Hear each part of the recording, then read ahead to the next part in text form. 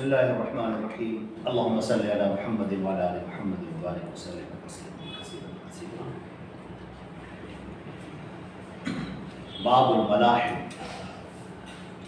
عن ابي هريره رضي الله تعالى عنه ان رسول الله صلى الله عليه وسلم قال: لا تقوم الساعة حتى تقتتل فئتان عظيمتان تكون بينهما مقتلة عظيمة دعواهما واحدة وحتى يبعث دجالون كذابون قريب من 30 كلهم يزعم أنه رسول الله وحتى يقبض العلم ويكثر الزلازل ويتقارب الزمان ويظهر الفتن ويكثر الهرج وهو القتل وحتى يكثر فيكم المال فيفيض حتى يهم رب المال من يقبل صدقته وحتى يعرضه فيقول الذي يعرضه عليه لا أرب لي به.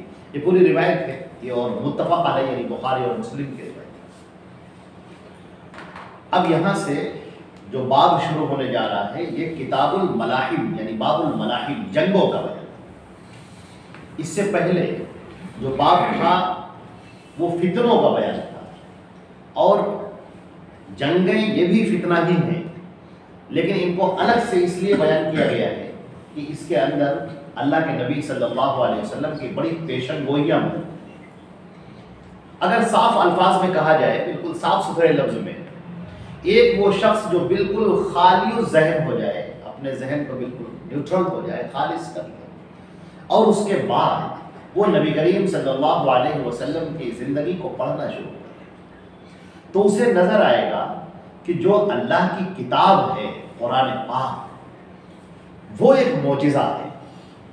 اور پھر جب وہ نبی کی باتوں کو سنے گا خاص طور سے یہ کتاب الفتن کا جو چیپٹر ہے اور کتاب الفتن میں سے بھی جو باب الملاحم کا چیپٹر ہے جب وہ یہ پڑھے گا یا سنے گا تو اس کو نظر آئے گا کہ ایک نبی کی زبان کے علاوہ یہ کسی کی زبان ہو ہی نہیں سکتی. اتنی واضح پیشن گوئیاں اتنی صاف پیشن گوئیاں کہ ایسا ہوگا. اور اللہ کے رسول صلی اللہ علیہ وسلم کے بارے میں اللہ نے فرما دیا کہ وَمَا يَنطِقُ عَنِ الْهَوَىٰ إِنْ هُوَ إِلَّا وَحْيٌ يُوحَىٰ. یہ محمد اپنی طرف سے کوئی بات نہیں کہتے ہیں یہ ہماری اتاری ہوئی وحی ہوتی تو وہ کہتے ہیں اور اللہ کی وحی غلط ہو ہی نہیں سکتی. اب اگر آدمی جاننا چاہے کہ سچ کیا ہے جھوٹ کیا ہے حق کیا ہے باطل کیا ہے تو اسے ذرہ برابر ٹائم نہیں لگے گا صرف اپنے ذہن کو میک اپ کرنا ہوگا بس. میں نے اس سے پہلے عرض کیا تھا عربی زبان میں ایک لفظ استعمال کیا جاتا ہے شاکلہ.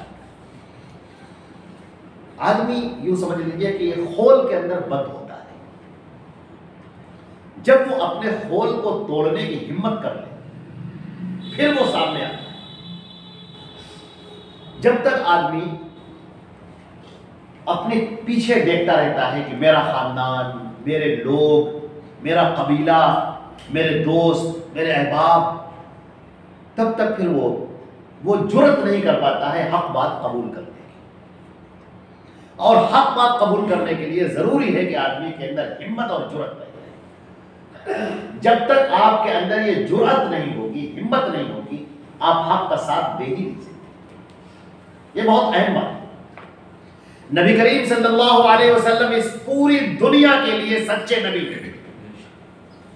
یہ بات علی الاعلان آپ کو چیک کرنا ہے کہ وہ نبی ہے کہ نہیں یہ آپ کو چیک کرنا ہے.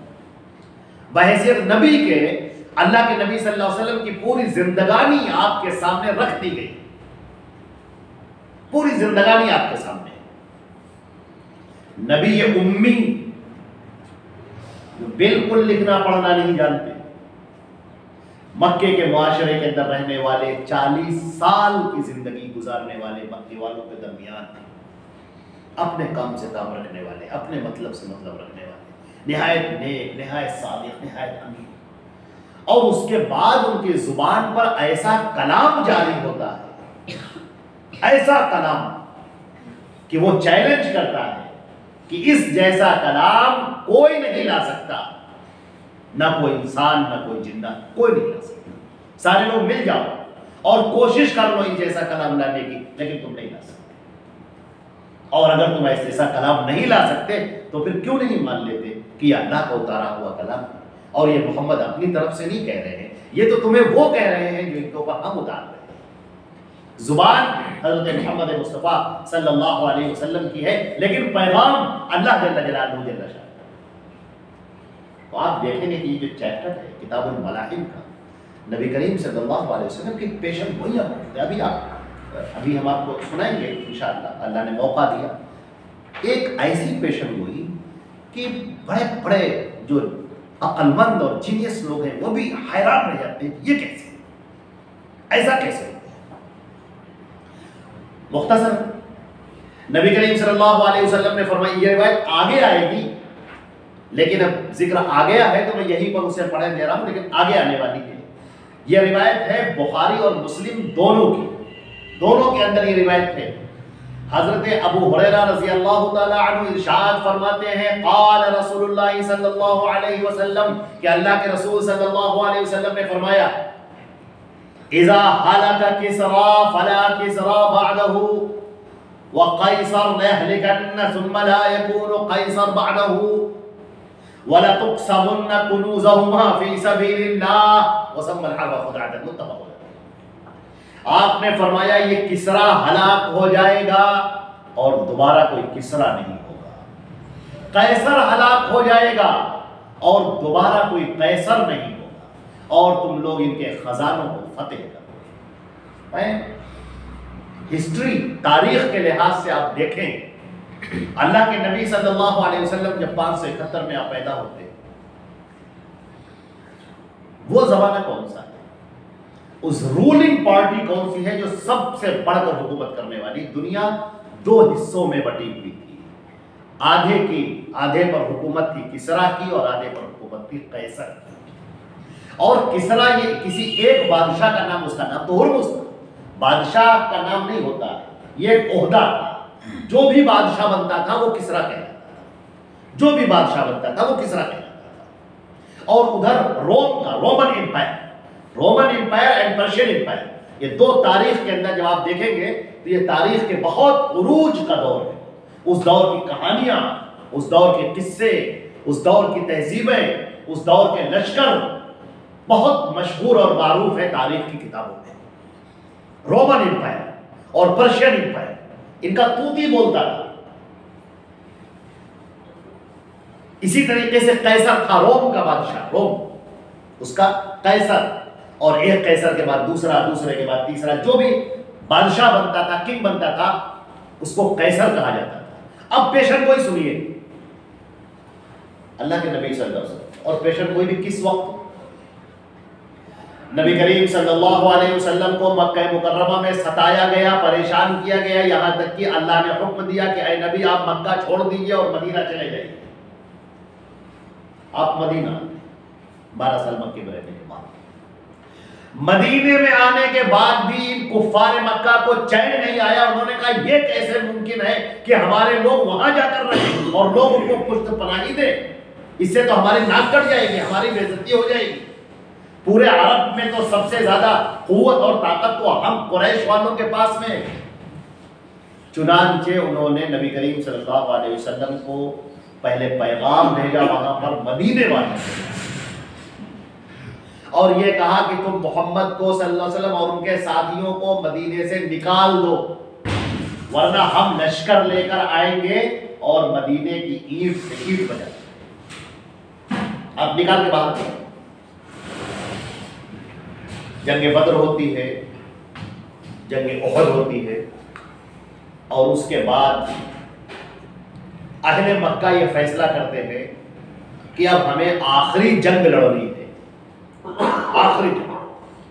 چنانچہ عرب کے سارے قبائل کو اکٹھا کرتے ہیں، ہر قبیلے سے، اور مدینے کے یہودیوں کو اپنی طرف ملا لیتے ہیں۔ مسلمانوں پر اتنا سخت وقت نہیں آیا تھا اب تک۔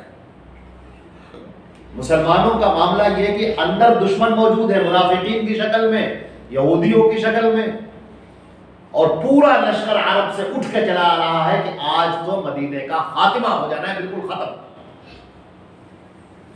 پورا مدینہ الٹ پلٹ دیا جائے گا، جو مکے والوں کا ساتھ دے گا وہ فوراً چلا آئے۔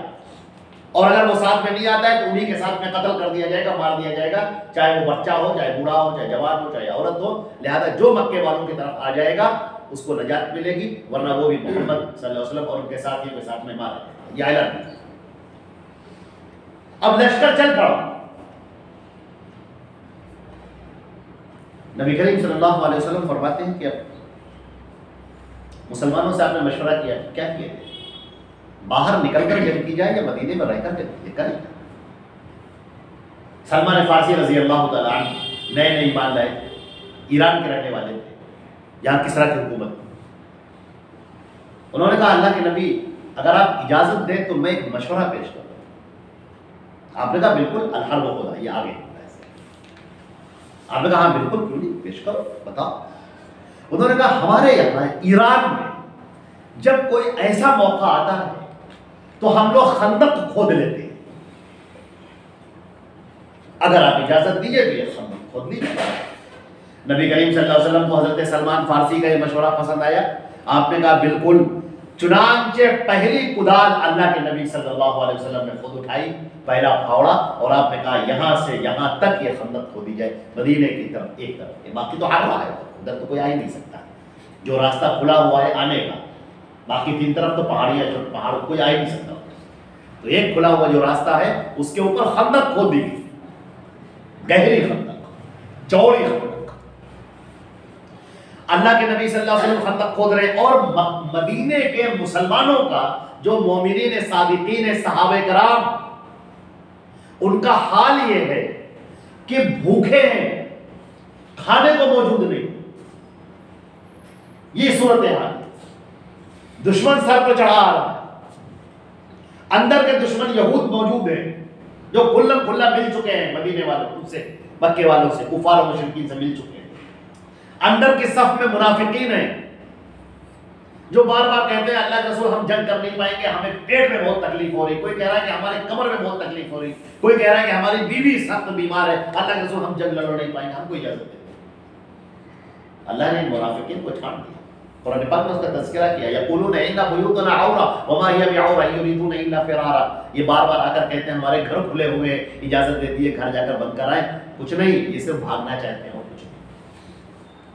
اب دیکھیے ایک صحابی آتے ہیں اللہ کے رسول صلی اللہ علیہ وسلم کے پاس میں، خندق، آپ خندق کھود رہے ہیں، صحابہ کرام خندق کھود رہے ہیں. خندق کا مطلب وہ جگہ کھود رہا ہے، ایک گڑھا بنانا، بڑی دور تک کھودتے ہوئے چلے جانا. جیسے نیو کھودی جاتی ہے کبھی مکان کی تو آپ نے دیکھا ہوگا بڑی دور تک، تو اسی طریقے سے بڑی دور تک نیو جو ہے کھودنی ہے، زمین کھودنی ہے، تاکہ ادھر سے لوگ ادھر آ نہ سکیں. ایک صحابی آتے ہیں، کہتے ہیں اللہ کے رسول بھوک برداشت نہیں ہوتی، اور اب بھوک جب بہت تیز لگتی ہے تو آدمی اپنا پیٹ دباتا ہے ایسے. یہ پیٹ جتنا دباتا ہے، میدا جب چپکتا ہے تو بھوک کا احساس کم ہوتا ہے، وہ ختم نہیں ہوتی، احساس کم ہوتا ہے. تو اب کون اپنے پیٹ کو ہر وقت دبائے رکھے؟ چنانچہ انہوں نے پتھر لیے اور یہاں پر رکھ کر اپنے کپڑے سے اس کو باندھ دیا، صافے سے باندھ دیا. اور اللہ کے نبی صلی اللہ علیہ وسلم کے پاس میں آیا، کہا اللہ کے رسول آپ تو اللہ کے نبی ہیں، اللہ کے رسول ہیں، بھوک برداشت نہیں ہوتی ہے، یہ دیکھیں میرے پیٹ کے اوپر پتھر، اب کیا کریں؟ کوئی چارہ نہیں. نبی کریم صلی اللہ علیہ وسلم نے اپنا کرتا اٹھایا، انہوں نے دیکھا کہ آپ کے پیٹ پر 3 پتھر بنے. یہ ہمارے نبی صلی اللہ علیہ وسلم. صورتحال سمجھ گیا، صورتحال. اب ادھر سے جو مکے سے لشکر چلا آتا ہے، تقریباً 3000 کی تعداد تھی اس کی، گھوڑوں سے، اونٹوں سے لیس. ابو سفیان اس کے پیش سردار، اور ادھر یہودیوں کے قبائل ان سے جا کر مل گئے. اب وہ جب ان کا تو ارادہ تھا کہ گھوڑے دوڑاتے ہوئے سیدھے مدینے کے اندر گھستے ہوئے چلے جائیں گے، لیکن اب جب گھوڑے دوڑاتے ہوئے آئے تو آگے کیا دیکھتے ہیں کہ خندق کھودی ہوئی. اب کیا کریں؟ اور ادھر مسلمانوں کا لشکر تلواریں سوتے ہوئے کھڑا ہوا ہے. اب پورا لشکر تو آ نہیں سکتا، آپ جمپ کر کے آئیں گے، ادھر آپ نے جمپ کیا اور ادھر آپ کی گردن اڑی. ادھر گھوڑے نے ایڑ لگائی بھاگنے کے لیے، جمپ کرنے کے لیے، اور ادھر تیر چلا. لہذا یہ لشکر ایک ایک کر کے آتا جائے گا اور ایک ایک کر کے قتل ہوتا چلا جائے گا. ادھر مسلمان سب تیار کھڑے، چنانچہ کفار بھی اس بات کو سمجھتے ہیں کہ ہم ایک ساتھ حملہ کر نہیں سکتے، لہٰذا انہوں نے خیمہ ڈال دیا۔ اس وقت کا قاعدہ یہ تھا کہ جب تک حملہ نہ کیا جائے پلٹ کر سامنے والا حملہ نہیں کرتا، کچھ رول تھے، قاعدے تھے۔ خیمے ڈال دیے انہوں نے، کہا ٹھیک، کب تک باہر نہیں نکلو گے؟ تو ارے خندق کے اندر تم بھی تو پریشان ہو گئے، نکلو گے کبھی نہ کبھی تو نکلو گے۔ جب تم نکل گئے، ہم ادھر نہیں جا سکتے لیکن تم تو آؤ گے ادھر۔ ایک دو دن کی بات نہیں ہے، مہینوں ہوا سر۔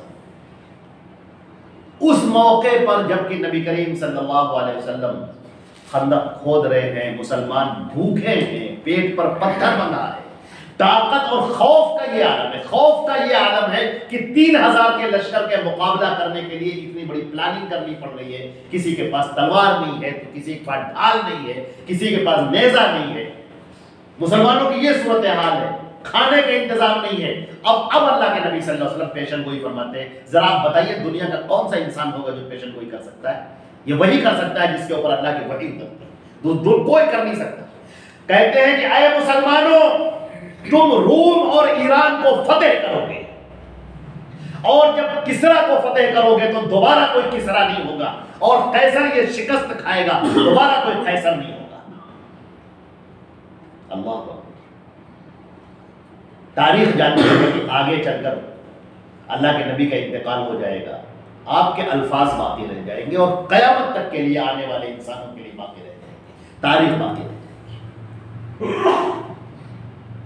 3000 لوگوں کا مقابلہ کرنے کے لیے اتنی پلاننگ کرنی پڑ رہی ہے، تلواریں نہیں ہیں، نیزے نہیں ہیں، بھوک کا یہ عالم ہے، اور رسول کی زبان بولتی ہے کہ تم کسرا کو فتح کرو گے، رومن امپائر، پرشین امپائر، اس وقت کی سپر پاور، بالکل سارے ممالک جس کے زیر نگی، اور آپ کہتے ہیں تم اسے فتح کرو، اس کے خزانوں کے لاؤ گے تم، اور دوبارہ کوئی تاریخ میں، پوری ہسٹری میں دوبارہ کوئی کسرا نہیں ہوگا، اور ادھر دوبارہ کوئی قیصر نہیں ہوگا۔ غزوہ خندق میں تو خیر اللہ نے آندھی چلا دی، یہی لشکر آپس میں پھوٹ پڑ گئی، بھاگ کھڑا ہوا۔ یہ جو لشکر آیا تھا وہ تو چلا گیا، مسلمانوں نے سکون کی سانسیں لی، اور پھر اب موقع آ گیا تھا ان یہودیوں کو جا کر سزا دینے کا، جنہوں نے مدینے کے اندر رہتے ہوئے مسلمانوں سے وفاداری کرنے کے بجائے دھوکہ دیا تھا، کھلم کھلا دھوکہ، اور کفار سے جا کر ملے تھے۔ لہٰذا آپ نے ان کو وہاں سے نکال باہر کیا، اس قبیلے کو جو ان سے ملا تھا، باقی دونوں قبیلوں کو چھوڑ دیا۔ تاریخ آگے بڑھتی ہے، مکہ فتح ہوتا ہے، یہاں تک کہ پھر ایک وقت وہ آتا ہے جب ہمارے نبی حضرت محمد مصطفیٰ صلی اللہ علیہ وسلم کا انتقال ہو جاتا ہے، پھر حضرت ابوبکر کی خلافت آتی ہے، پھر حضرت عمر فاروق کا دور آتا ہے۔ سیدنا عمر فاروق رضی اللہ تعالیٰ عنہ کے زمانے میں ایک صحابی ہیں، آپ کے زمانے کا دوسرا یا چوتھا سال، ایک صحابی بوڑھے ہو گئے، بہت بوڑھے، ان کا نام ہے سراقہ ابن جوشم۔ وہ جب بیمار ہوتے ہیں، لوگ ان کی عیادت کرنے کے لیے پہنچتے ہیں، نوجوان بچے، تو وہ کہتے ہیں اللہ کی قسم میں کبھی مر نہیں سکتا، ایسے جملے، اللہ کی قسم میں مر نہیں سکتا۔ یہ خبر پھیلتی ہے کہ صحابی رسول ہیں، اللہ کی قسم میں مر نہیں سکتا، کون ان کو ٹوکنے جائے، ان سے کون کہے؟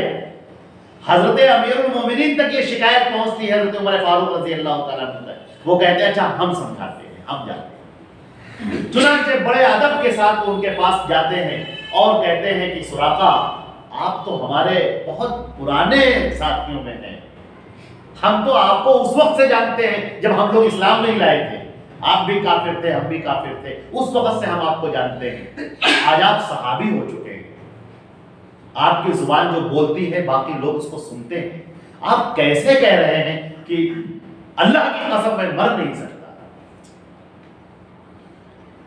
انہوں نے حضرت امیر المومنین عمر بن الخطاب کا ہاتھ پکڑا اور دبایا، کہا عمر اللہ کی قسم میں مر نہیں سکتا۔ میں نے کہا کیوں؟ کیا بات ہے، کیسی بات ہے؟ کہا میرے رسول حضرت محمد مصطفیٰ صلی اللہ علیہ وسلم نے کہا تھا، جب آپ مکے سے نکل رہے تھے اور میں آپ کا پیچھا کر رہا تھا، اس وقت انہوں نے کہا تھا پیچھے پلٹ کر کہ سراقہ میں تمہارے ہاتھوں میں کسرا کے کنگن دیکھ رہا ہوں، میں تمہارے ہاتھوں میں کسرا کے کنگن دیکھ رہا ہوں۔ وہ سراقہ کو یقین نہیں ہوا، اس نے کہا کسرا بن کسرا، کسرا ابن ہرمز، قال نعم کسرا ابن ہرمز۔ کون کسرا؟ کون سے کسرا کی بات کر رہے ہیں؟ کہاں پہ کسرا بن ہرمز کی بات کر رہا ہوں، جو اس پورے ایرانی پرشین امپائر کا پورا بادشاہ ہے، اس کی بات کر رہا ہوں۔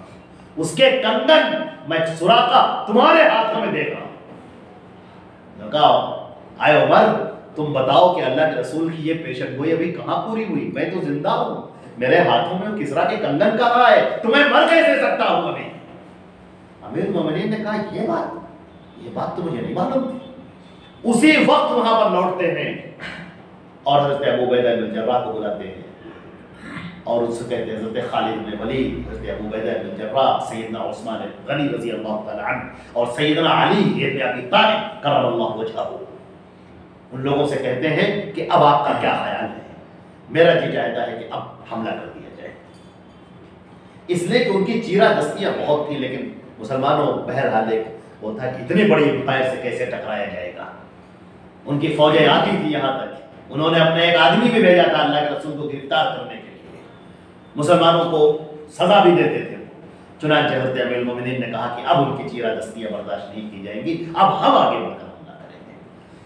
چنانچہ مسلمانوں نے حملہ کیا اور کسرا پارا پارا ہو گیا، ٹوٹ گیا،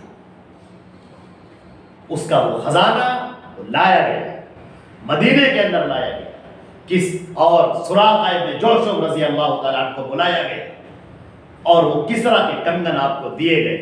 انہوں نے پہن کر سارے لوگوں کو ایسے دکھایا اور کہا یہ دیکھو اللہ کے رسول کی پیشن پوری ہوئی۔ اس کے بعد اتار کے انہوں نے وہی خزانے میں بیت المال میں جمع کر دیا۔ یہ کیا ہے؟ پیشن گوئی۔ ہم نے ابھی آپ کے سامنے عرض کیا تھا کہ یہ رسول کی زبان تھی جس نے بات کہی، اللہ کے رسول صلی اللہ علیہ وسلم رخصت ہو گئے، اس دنیا سے چلے گئے، لیکن ان کی کہی ہوئی باتوں کا یہ ریکارڈ آپ کے سامنے موجود ہے، جس کا جی چاہے کھڑا ہو جائے اور اللہ کے رسول کو چیک کر لے۔ ایک دو پیشن گوئی نہیں ہے، ہزاروں پیشن گوئیاں ہیں۔ آپ یہ چیپٹر سے پڑھ لیجئے، صرف میں نے ایک پیشن گوئی کی ہے، یہ آپ کے سامنے قیصر اور کسریٰ کی، اس کے خزانے تم پڑھنے کرو گے، یہ میں نے ایک پیشن اور سنی اور پیشن گوئی۔ میں عرض کرتا ہوں آپ تمام لوگوں سے کہ اللہ کے پیارے رسول صلی اللہ علیہ وسلم کی جو احادیث ہیں، جو ملاحم کے تعلق سے ہیں، فتن کے تعلق سے ہیں، اسے آپ ضرور پڑھیں۔ ہر اس شخص کو پڑھنا چاہیے جو اللہ کے نبی صلی اللہ علیہ وسلم سے والہانہ محبت کرنا چاہتا ہے یا کرتا ہے، یا آپ کو نبوت کو چیک کرنا چاہتا ہے کہ آپ نبی تھے۔ آپ کی زندگی قیامت تک کے لیے ہے، نمونہ ہے، آپ نبی تو قیامت تک کے لیے، آپ کا دور قیامت تک کے لیے ہے، قیامت تک آپ نبی ہیں۔ ہر دور کے انسان اٹھیں گے اور اللہ کے رسول کو دیکھنا چاہیں گے کہ وہ کیا تھے، کیسے تھے۔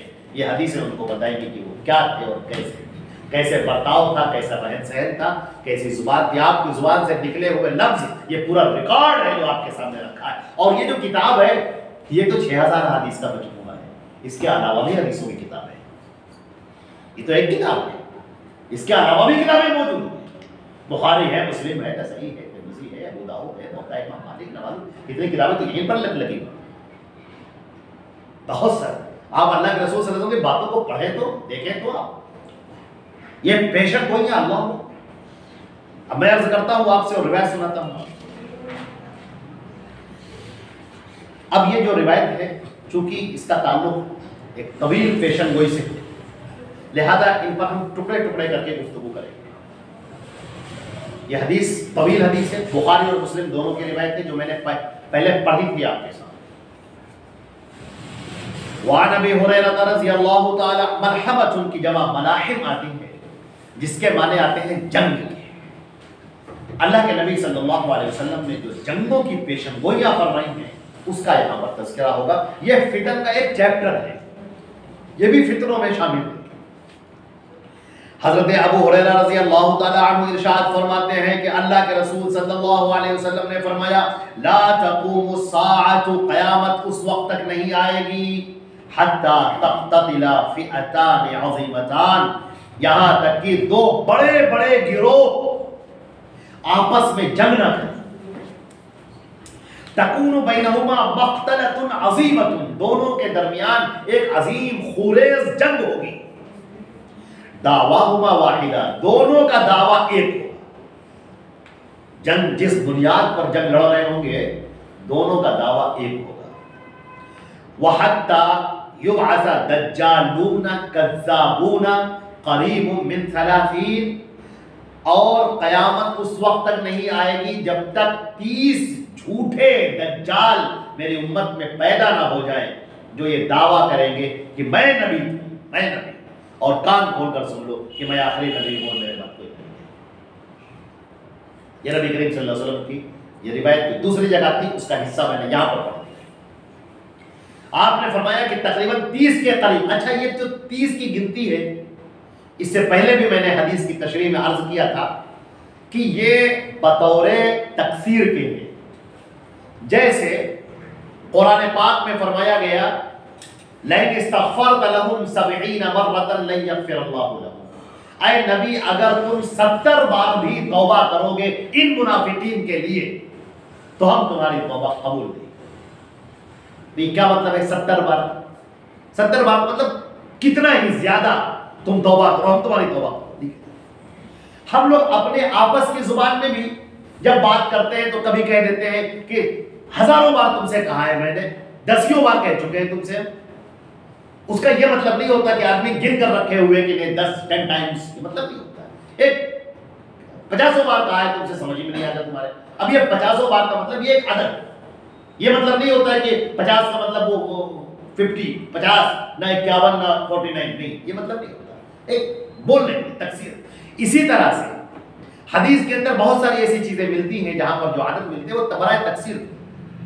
تو یہ آپ نے فرمایا کہ تقریباً 30 کے قریب ہوں. تو یہ 30 کے قریب کا مطلب 30 دجال ہو گئے. جیسے ہم کہہ دیتے ہیں کہ 50 دجال. ہر ایک کا دعویٰ ہوگا کہ میں نبی ہوں. اچھا یہاں پر لفظ یزعم کا لفظ ہے کہ وہ خیال کرے گا کہ میں نبی ہوں. آپ کی اطلاع کے لیے عرض ہے کہ جھوٹے نبیوں کا دعویٰ خود اللہ کے رسول کی زندگی میں شروع ہو چکا تھا.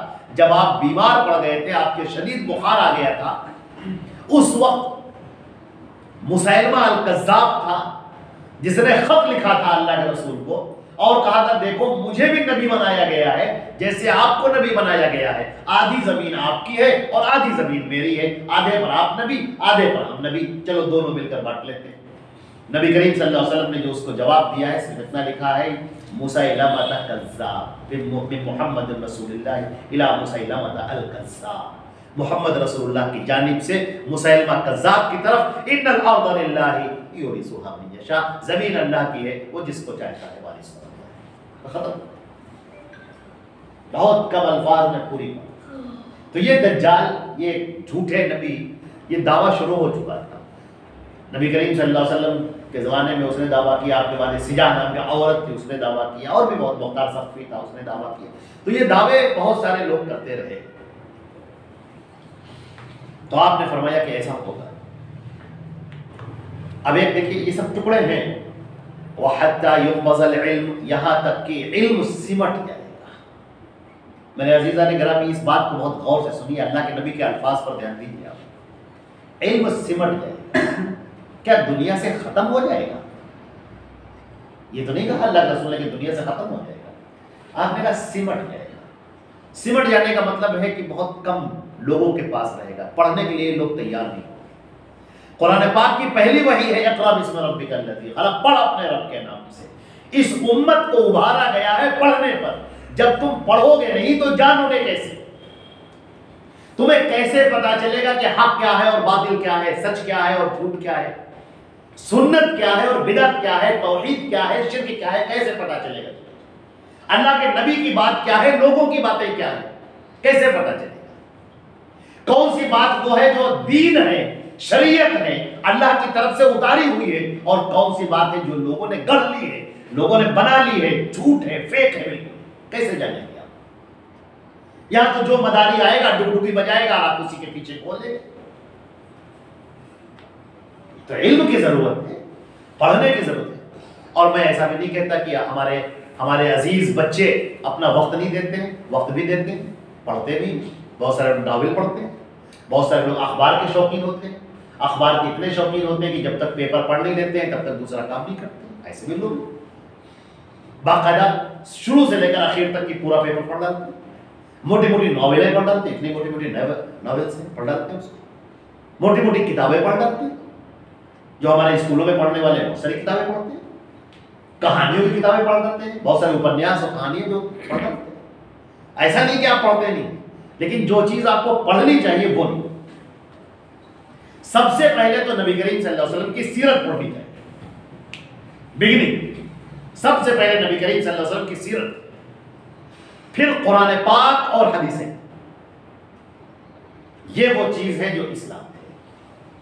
جب اسے آپ پڑھیں گے تو آپ کو پتا چلے گا کہ حقیقت کیا ہے، سچائی کیا ہے۔ آپ کے سامنے نبی کریم صلی اللہ علیہ وسلم کی پیشن گوئیاں، اور جب یہ علم سمٹ جائے گا تو فتنے بڑھ گئے، کیونکہ پھر کوئی شخص کھڑا ہوگا کرتا پاجامہ پہنے ہوئے، جبہ پہنے ہوئے، دستار لگائے ہوئے بہترین، ہاتھ میں تسبیح لیے ہوئے، عطر لگائے ہوئے، عصا بہترین لیے ہوئے، آپ سمجھیں گے کہ بس یہی معتبر ہے، یہی ٹھیک ہے، اب یہ جو کہے ٹھیک ہے۔ اب وہ آپ کو گھما رہا ہے، آپ کو بہت ساری باتیں بتا رہا ہے، وہ اپنے شیخ کی بات بتا رہا ہے، اپنے پیر کی بات بتا رہا ہے، کسی بڑے کی بات بتا رہا ہے، یہاں وہاں کی باتیں بتا رہا ہے، حدیثیں بھی سنا رہا ہے، تو وہ حدیثیں سنا رہا ہے جو ضعیف حدیثیں ہیں، وہ حدیثیں سنا رہا ہے جو موضوع حدیثیں، فیک حدیثیں، جھوٹی حدیثیں، ان کو سنا رہا ہے آپ، اور لوگ مست ہوئے جانے، واہ بھائی کیا کہتے ہیں۔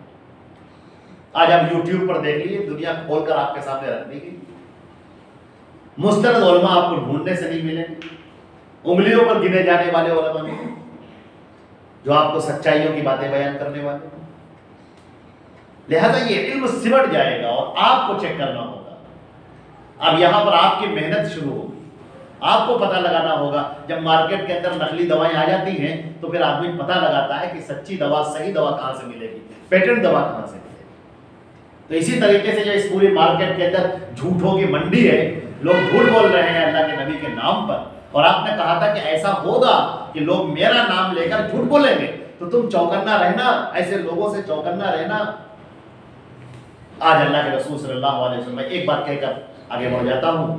آج میرے عزیزوں، میرے بچوں، میرے بھائیوں، میری ماں اور بہنوں، میں ایک بات عرض ضرور کرنا چاہتا ہوں آپ سے۔ اللہ کے پیارے نبی حضرت محمد مصطفیٰ صلی اللہ علیہ وسلم کی باتیں، صحیح احادیث کا پورا ریکارڈ، پورا ذخیرہ موجود ہے، قیامت تک کے لیے ہے۔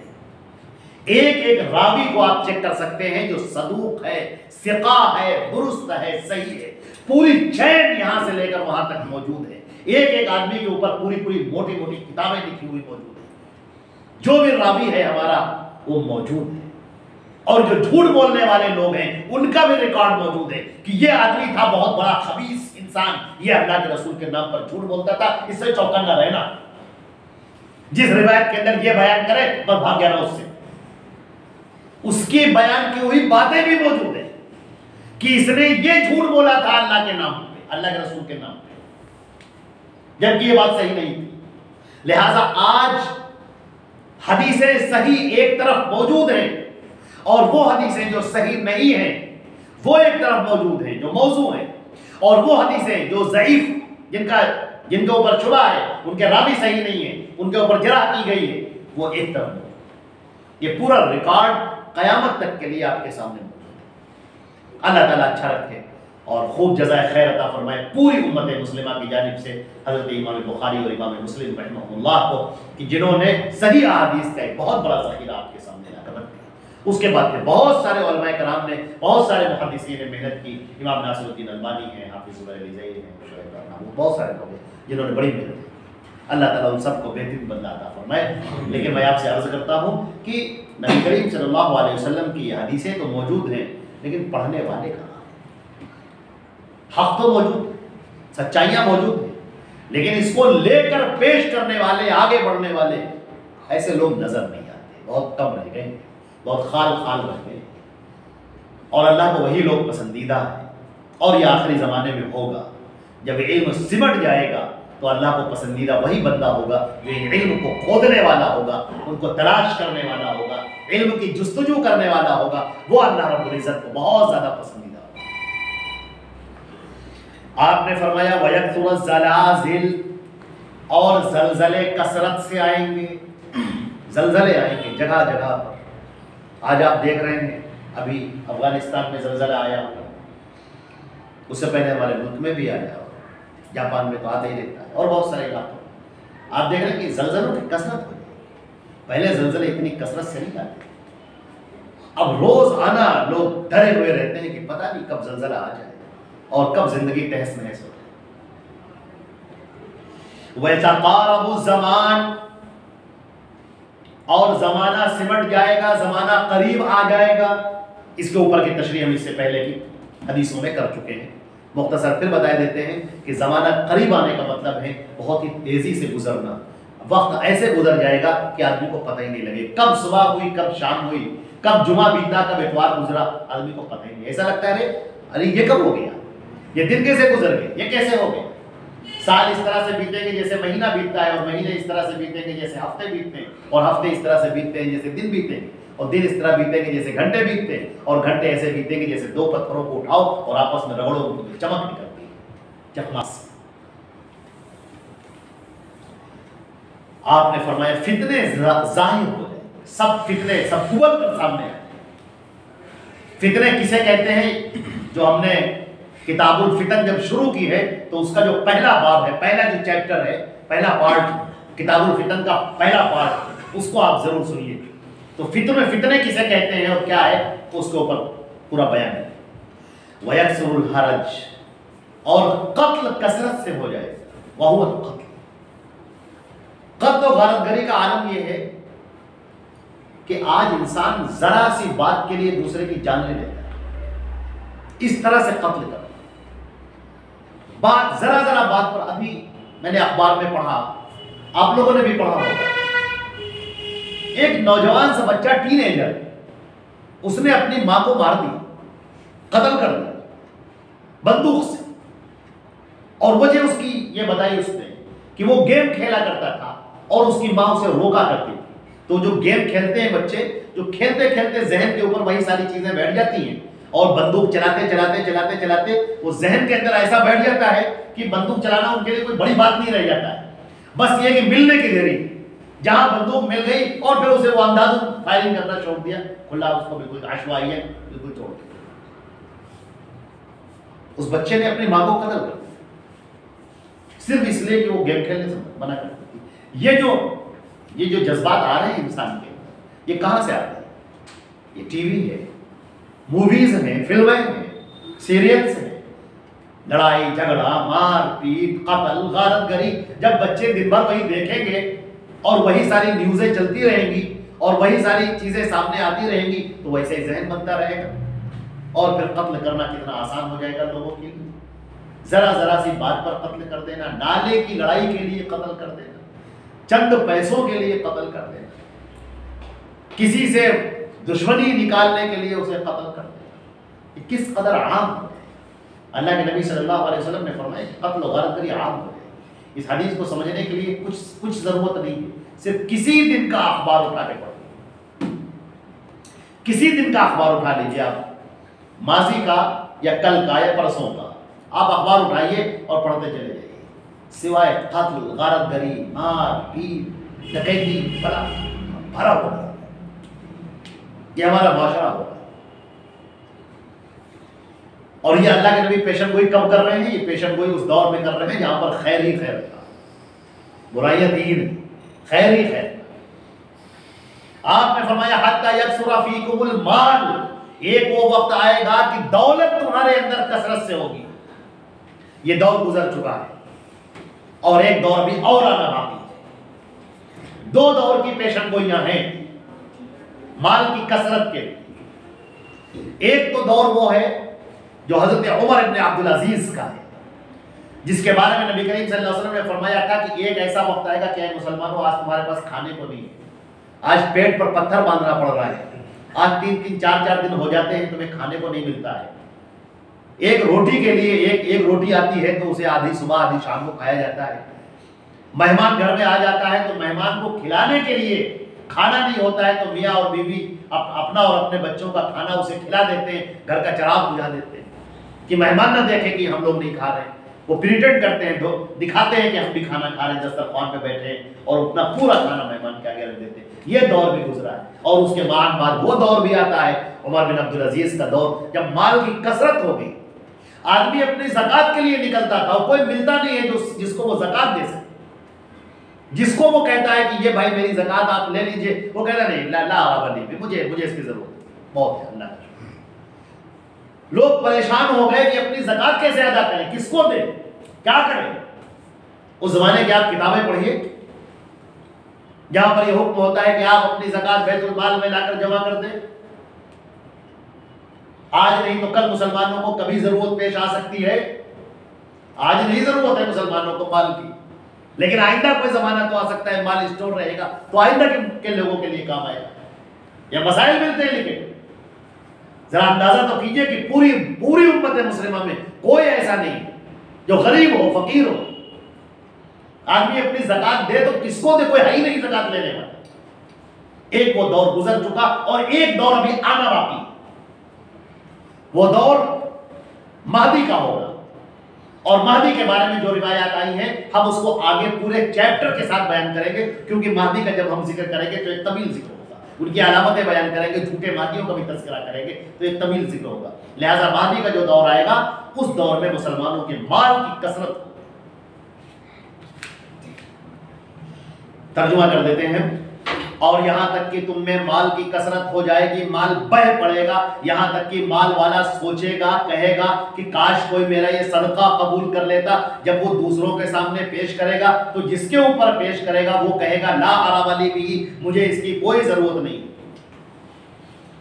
اور فرمایا اب آگے دیکھیں, وَحَتَّى يَتَقَاوَلَ النَّاسُ فِي الْبُنْيَانِ, یہاں تک کہ عمارتیں بنانے میں لوگ ایک دوسرے کا مقابلہ کریں گے. آج انسان بہت پریشان ہے. کچھ تو انسان واقعی پریشان ہے کہ بیچارے غریبی ریکھا کے نیچے ہیں, رہنے کے لیے گھر نہیں ہے, پریشان. لیکن ایک بڑی تعداد ایسے لوگوں کے بھی پریشان ہے جن کے پاس اپنا گھر ہے, وہ رہ رہے اپنے گھر میں, لیکن وہ گھر اچھا نہیں لگ رہا. کیوں؟ فیسلٹیز نہیں. اس گھر کے مقابلے میں فلاں گھر چونکہ زیادہ اچھا ہے لہذا ہمیں ویسا ہی گھر چاہیے. گھر تو ہے, گھر کی چھت بھی ہے, ہم آرام سے رہ بھی رہے ہیں, سکون سے رہ بھی رہے ہیں, لیکن یہ گھر اچھا نہیں لگ رہا. اس لیے کہ ابھی وہ ویسا گھر نہیں ہے جو ہم چاہتے ہیں, جو ہمارے خوابوں کا گھر ہے, وہ یہ گھر نہیں.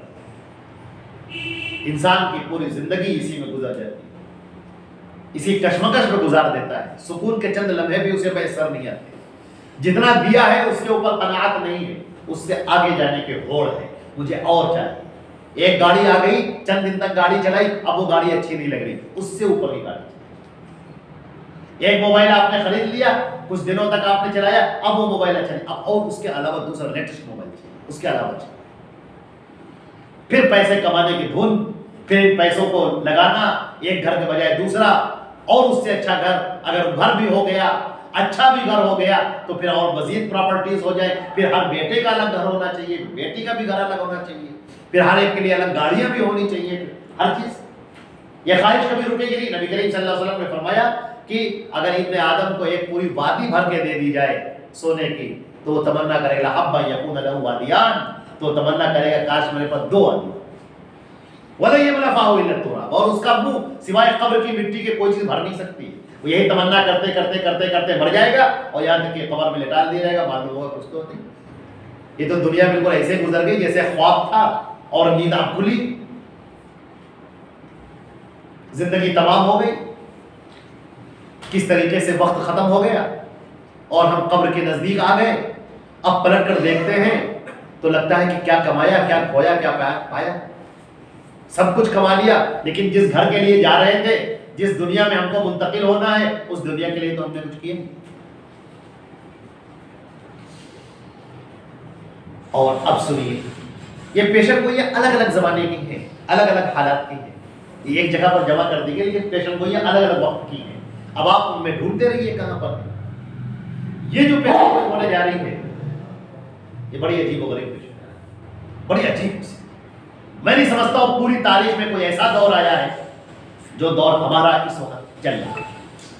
مسلمانوں کا جو دور اس وقت موجود ہے، جو صاحبان ایمان ہیں، جن کے سینوں کے اندر ایمان ہے. حدیث میں آتا ہے وَحَتَّى يَمُرَّ الرَّجُلُ بِقَبْرِ الرَّجُلِ، ایک آدمی جب گزرے گا کسی قبر کے پاس سے تو وہ یہ کہے گا یا لیتنی مکانہ، کاش کہ میں اس کی جگہ پر ہوتا. یہ مر گیا، اس دنیا سے چلا گیا، فتنوں سے بچ گیا، سلامت ایمان لے کر دنیا سے چلا گیا، میں موجود ہوں، ڈر لگ رہا ہے پتہ نہیں کس وقت میرا ایمان چھین لیا جائے. وہ دور کتنا اچھا تھا جب لوگ بڑے آرام کے ساتھ میں رہا کرتے تھے، وہ بڑے سکون سے رہا کرتے تھے، اللہ کو یاد کرتے تھے، سکون سے رہتے تھے. آج تو ڈر لگ رہا ہے پتہ نہیں کون سا فتنہ اٹھے اور ہمارے ایمان کو اچک لے جائے. ایک مومن صاحب ایمان اپنے ایمان کی فکر کر رہا ہے، امن و امان کا تلاشنے والا امن و امان کی فکر کر رہا ہے. ایک خوف سا طاری ہے لوگوں کے ذہن پر، اور وہ یہ کہتے ہیں کاش کاش کہ ہماری موت پہلے ہو چکی. یہ آدمی بڑا اچھا تھا، دنیا سے چلا گیا، سلامتی ایمان کے ساتھ چلا گیا. ہمارا کیا ہوگا پتہ نہیں. ہمارا ایمان صبح کو ہے، شام کو باقی رہے گا کہ نہیں، شام کو ایمان باقی، صبح کو باقی رہے گا. کس کس طرح کے خیالات ہمارے ذہن کے اندر آ جاتے ہیں، کفریہ خیالات، شرکیہ خیالات، برے خیالات، نہ معلوم کس طرح کے خیالات آتے ہیں. اللہ رب العزت ہماری مغفرت فرمائے، ہم سب کو معاف فرمائے، اور اپنے ایمان کو سنبھالنے کی بہت زیادہ ضرورت ہے. یہ وہ دور آ چکا ہے جس دور میں ہم لوگ جی رہے ہیں. اپنے ایمان کی اگر فکر نہ کی گئی تو ایمان رخصت ہوتے دیر نہیں لگی. یہ زمانے کے اس وقت کے ایسے فتنے اٹھے ہوئے ہیں جو آپ کو اپنی طرف کھینچ لیں. وَحَتَّى تَطْلُعَ الشَّمْسُ مِن مَغْرِبِهَا، اور قیامت اس وقت تک نہیں آئے گی جب تک یہ سورج پورب کے بجائے پچھم سے نکلنا شروع نہ کر. یہ سورج جو ابھی پورب سے نکل رہا ہے اور پچھم میں جا کر ڈوب رہا ہے، ایک وہ وقت آئے گا کہ جب یہ پچھم سے نکلے گا اور پورب میں. اور عزیزو سنو اس وقت کی خاص بات، فَإِذَا طَلَعَتْ، جب وہ سورج مغرب سے نکلے گا، وَرَآهَا النَّاسُ، اور لوگ اسے دیکھیں گے، آمنوا، تو ایمان لے آئیں گے. فَذَلِكَ حِينَ لَا يَنفَعُ نَفْسًا إِيمَانُهَا، لیکن یہ وہ وقت ہوگا جو کسی کا ایمان لانا معتبر نہیں ہوگا.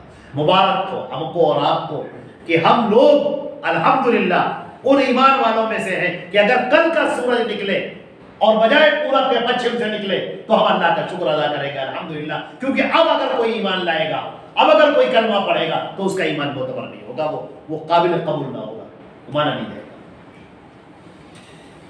کتنی بڑی قسمت کی بات ہے، خوش قسمتی کی بات ہے. ہم اللہ کا شکر ادا کریں کہ اللہ رب العزت نے ہمیں توفیق عطا فرمائی. آج ہم اللہ کے گھر میں بیٹھے ہوئے ہیں، اس کے رسول کی باتوں کو سن رہے ہیں، ان پیشن گوئیوں کو سن رہے ہیں جو اللہ کے رسول نے اس زمانے میں کی تھی جبکہ مسلمانوں کی تعداد بالکل کمزور تھی، جس کو قرآن پاک میں کہا گیا ہے کہ ایسا لگتا تھا جسے پرندے تم کو اچک لے جائیں. لیکن اللہ نے تمہاری حفاظت کی. ایک جگہ پر فرمایا کہ تمہارے جب کافروں نے تمہارے اوپر حملہ کیا تو تمہارے دل حلق میں آ گئے. وَتَظُنُّونَ بِاللَّهِ الظُّنُونَ، تم تو اللہ کے بارے میں بھی شک کرنے لگے. وَحَتَّى يَقُولَ الرَّسُولُ مَتَىٰ نَصْرُ اللَّهِ، یہاں تک کہ رسول بھی کہنے لگے اللہ کی مدد کب آئے. وہ حالات دیکھیے آپ، سخت حالات. اور یہ اللہ کے رسول کی پیشن گوئیاں کہ تم قیصر کو فتح کرو گے، کسریٰ کو فتح کرو گے، ہندوستان کو فتح کرو گے، ہندوستان پر تمہارا حملہ ہوگا، مصر پر تمہارا حملہ ہوگا. آگے کی روایتیں آ رہی ہیں بھیا کہ یہاں پر روس کا علاقہ پورا، ترک کا پورا علاقہ، ترکمانستان کا پورا علاقہ، خوز کا علاقہ، کرمان کا علاقہ، آپ نے نام لے لے کر بتا دیا کہ یہ سب فتح کرو، نام لے لے. اور ایک پیشن کوئی یہاں پر نہیں ہے، اس حدیث میں یہاں پر نہیں ہے، پیچھے گزر چکی ہو یا پیچھے تو نہیں گزر چکی، شاید آگے آئے گی. نبی کریم صلی اللہ علیہ وسلم نے فرمایا کہ شام سے، ملک شام سے جنگیں شروع ہوں گی اور ایسا ہوگا کہ شہر غوطا کا محاصرہ کیا جائے گا اور ایسی جنگ ہوگی خصف و مسخ و قذف، ऊपर से चीजें फेंकी जाएंगी, जब फेंकी जाएंगी तो गड्ढे हो जाएंगे बड़े बड़े और चेहरे बिगड़ जाएंगे और रज पूरी जमीन हिल जाएगी। क्या आपने नहीं देखा बमबारी को? क्या आपने रॉकेटों को गिरते हुए नहीं देखा? या आज की दुनिया, आज शहर गौता का मुहासरा होगा, अभी 1 साल पहले उसका मुहासरा हो चुका है, अमेरिकन फोर्सेस ने जो उसका मुहासरा किया है, और वैसे वो रॉकेट लॉन्चर्स वहां पर गिराए और बम गिराए और लोगों के चीथड़े उड़ गए, जमीन में गड्ढे पड़ गए और पूरी जमीन हिल गई। पेशन गोइयां है। अल्हम्दुलिल्लाह एक मोमिन का दिल ठंडा हो जाता है और उसका ईमान और बढ़ जाता है, और एक काश की ये बातें उन लोगों को भी मालूम हो और वो भी ईमान की तरफ आए जो अभी अल्लाह के रसूल सल्लल्लाहु अलैहि वसल्लम से नफरत कर रहे हैं और दूर। अल्लाह के नबी सल्लल्लाहु अलैहि वसल्लम फरमाते हैं कि जब सूरज पश्चिम से निकलेगा और लोग उसे देख लेंगे तो सारे लोग ईमान लाएंगे, मगर उस वक्त ईमान लाना कोई फायदा नहीं पहुंचाएगा जो पहले ईमान ना लाया हो, या अब उसने अपने ईमान से कोई खैर ना उठाया हो, और कयामत फिर कायम हो जाएगी। सूरज पश्चिम से आ गया ना, अब कयामत कायम होगी और कयामत अचानक आएगी। इस तौर पर आएगी वक़द नशर रजुलान सौबहुमा, बसा औकात ऐसा होगा कि कपड़े की दुकान पर एक आदमी कपड़े फैलाए हुए होगा, वो उसको दिखा रहा होगा, वो कपड़े को देख रहा होगा, और इसी बीच में कयामत आ जाएगी। तो अभी वो उसको खरीद भी नहीं पाएंगे, कपड़ा तय भी नहीं कर पाएंगे कि कयामत आ जाएगी, और कयामत आ जाएगी इस तौर पर कि आदमी अपनी ऊँटनी का एक दूध दुहेगा और वो प्याले में लेकर चलेगा, लेकिन अभी पी नहीं पाएगा कि कयामत कायम हो जाएगी।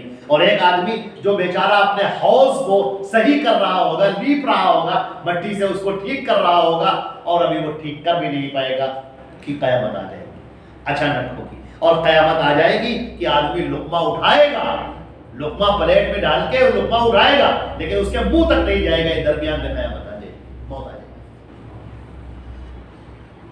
ये पूरी रिवायत बुखारी और मुस्लिम की थी मुकम्मल। एक और रिवायत सुन लीजिए। नबी करीम सल्लल्लाहु अलैहि वसल्लम ने फरमाया, कयामत उस वक्त तक नहीं आएगी जब तक कि तुम जंग ना करो ऐसे लोगों से जिनके जूते बालों के होंगे। अल्लामा आइनी ने लिखा है कि कौम खिज़वान जिनसे जंग हुई थी मंसूर के जमाने में, बाबुक लोग थे जिन्होंने मुसलमानों के ऊपर कत्ल और गारतगरी खूब मचाई थी, और उनके जूते बालों के बने हुए थे, उनके जूते में बाल पूरा निकले। और यहां तक कि तुम जंग करो तुर्क से जिनकी आंखें छोटी होंगी, चेहरे सुर्ख होंगे, नाक फैली हुई होगी, और उनका चेहरा ऐसा होगा जैसे कि तह दर तह ढाल हुआ करती, चमड़े के ऊपर लगाई हुई ढालें, यानी चपटी सी। ये रिवायत बुखारी और मुस्लिम दोनों। ये तुर्क कौन है? अजीज़ान गिरामी, ये हदीसें अपने आप में बड़ा तवील वक्त चाहती हैं, बड़ी तशरीह चाहती हैं।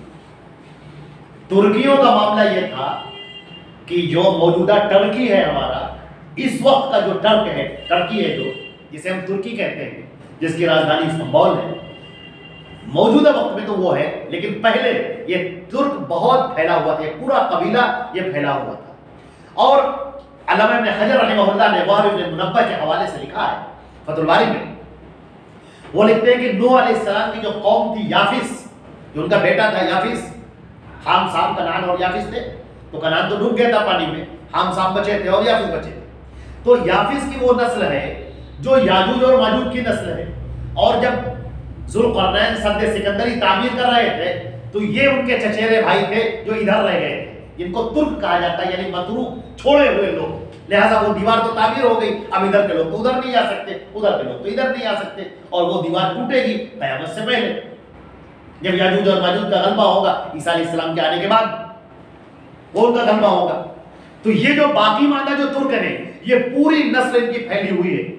इन नस्लों की खास पहचान ये है कि जो इनके बाल लंबे, नाक चपटी, आंखें छोटी, और चेहरे बिल्कुल पिटे हुए, जिसे पिचके हुए होते हैं, इस टाइप के उनके चेहरे बिल्कुल, और गोश्त चेहरों पर ज्यादा।